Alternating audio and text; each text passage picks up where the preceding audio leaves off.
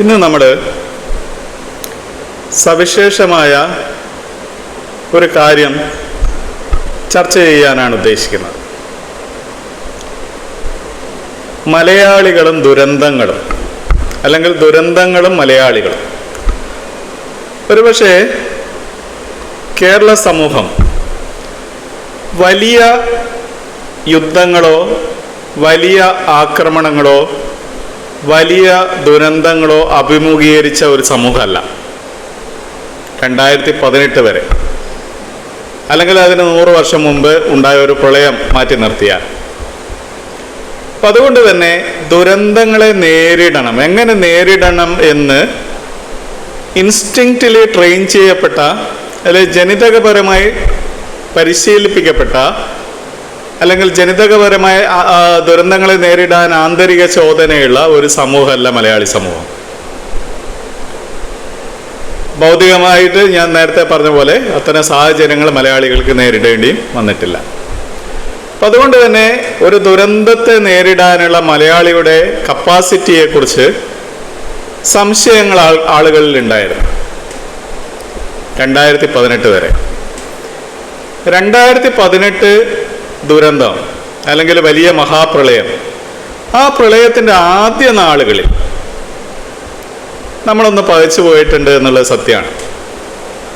അതിൻ്റെ കാര്യകാരണങ്ങളെ അഭിസംബോധന ചെയ്യുന്നതിലും അതിനെ നേരിടുന്നതിലും ആദ്യ നാളുകളിൽ, അല്ലെ ആദ്യ മണിക്കൂറുകളിൽ നമുക്ക് ഒരു പകപ്പുണ്ടായിട്ടുണ്ട്. ആ പകപ്പ് ഞാൻ നേരത്തെ പറഞ്ഞ സാഹചര്യം കൊണ്ടുണ്ടായതാണ്. കാരണം നമുക്ക് ദുരന്തങ്ങളെ നേരിട്ടുള്ള ശീലമില്ല, അതിനു വേണ്ടി ട്രെയിൻ ചെയ്യപ്പെട്ടില്ല, നമുക്കതിനെ ദുരന്ത ലഘൂകരണം സംബന്ധിച്ചുള്ള വലിയ എസ്റ്റാബ്ലിഷ്മെൻറ്റ് ഇൻസ്റ്റിറ്റ്യൂഷൻസ് ഒന്നും നമുക്ക് ഇല്ല. 2018 ശേഷമാണ് നമ്മൾ സീരിയസ് ആയിട്ട് അത്തരം കാര്യങ്ങളിലേക്ക് വരുന്നത്. പക്ഷേ ആദ്യത്തെ മണിക്കൂറുകൾ പിന്നിട്ടതിന് ശേഷം പിന്നെ മലയാളികൾ കാണിച്ച ഒരു കരുത്തുണ്ട്.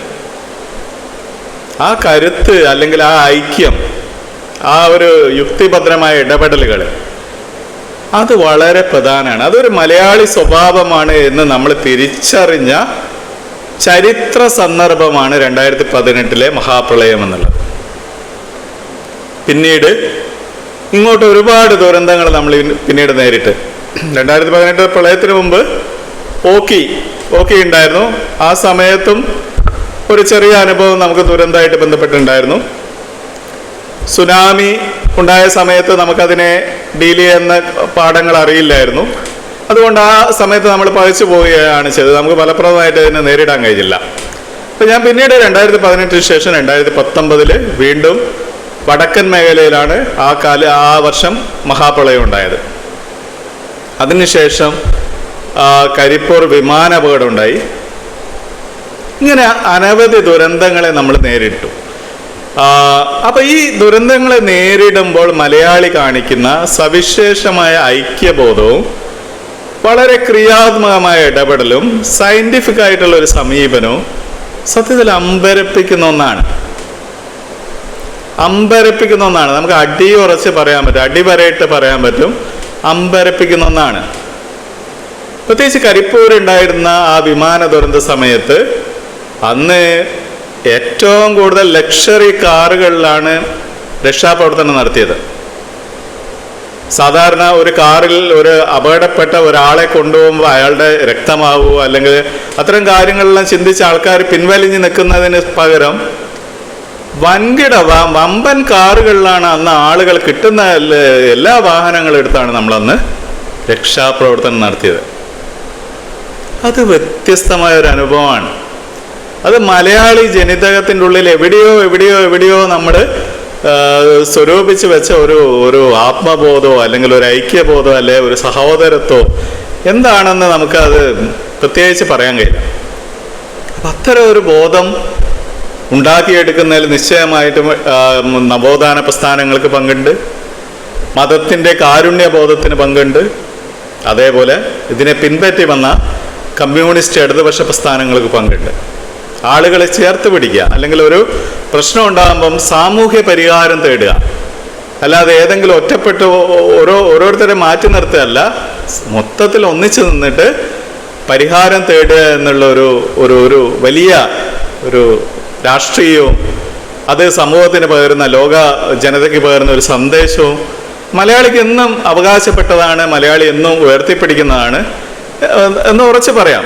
ഞാനിത് പറയാൻ കാരണം ഇന്ന് ബ്രൂട്ടിൽ ഒരു വീഡിയോ കണ്ടു. നമ്മൾ ദൈനംദിന പത്രങ്ങളൊന്നും ഫോളോ ചെയ്യാത്തതുകൊണ്ട് നമുക്ക് എല്ലാ വാർത്തകളും അല്ലെങ്കിൽ എല്ലാ വാർത്തകളും ശ്രദ്ധയപ്പെടുന്നില്ല. ബ്രൂട്ട് എന്നുള്ള ഒരു ന്യൂസ് പോർട്ടലിൽ ഒരു വീഡിയോ കണ്ടു. ആ വീഡിയോ ഒറ്റപ്പാലത്ത് നടന്ന ഈ ഫെബ്രുവരി മാസം 17-ാം തീയതി നടന്ന ഒരു അപകടമാണ്.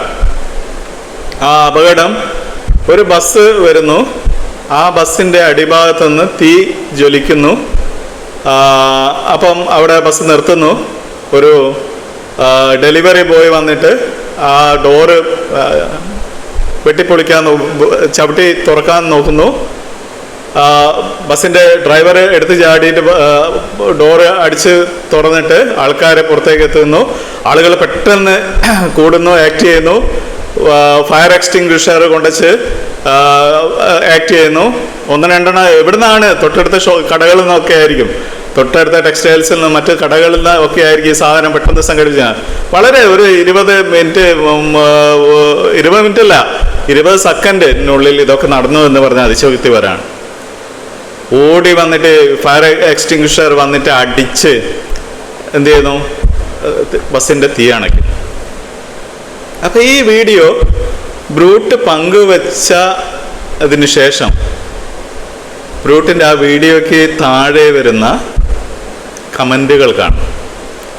എങ്ങനെയാണ് മലയാളിയെ നമ്മുടെ രാജ്യം അല്ലെ നമ്മുടെ രാജ്യത്തിലെ പൗരസമൂഹം നോക്കിക്കാണുന്നത്? ആ കമൻറ്റുകളിൽ നമുക്ക് കാണാൻ പറ്റും. നമുക്ക് അഭിമാനിക്കാൻ കഴിയുന്നതാണ്, നമുക്ക് സന്തോഷിക്കാൻ കഴിയുന്നതാണ്, നമുക്ക് ആഹ്ലാദിക്കാൻ കഴിയുന്നതാണ് ആ കമൻറ്റുകളെല്ലാം.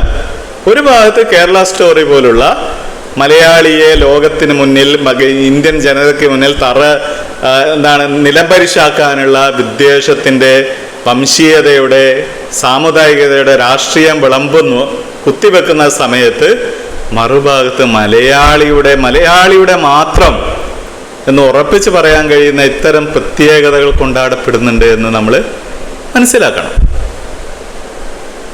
അപ്പം ഞാൻ ഈ സംസാരത്തിന് ശേഷം ആ വീഡിയോയും കൂടി ഇതിൻ്റെ ഭാഗമായിട്ട് പങ്കുവെക്കുന്നുണ്ട്, നിങ്ങൾ കാണുക.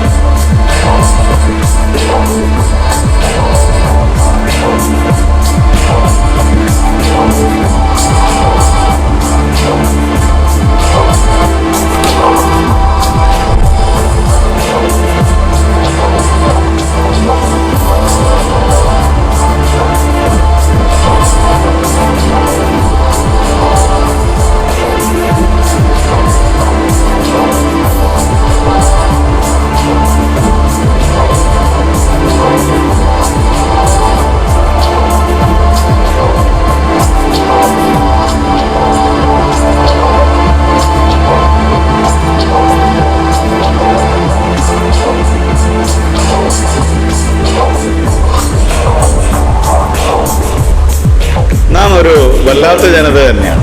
സ്നേഹത്താൽ, സഹോദരത്താൽ പരസ്പരം ചേർത്ത് പിടിക്കാൻ യാതൊരു മടിയുമില്ലാത്ത വളരെ വിശാല ഹൃദയരായിട്ടുള്ള ഒരു ജനത തന്നെയാണ് എന്ന് നമുക്ക് ഉറച്ചു പറയാം. Okay, bye bye.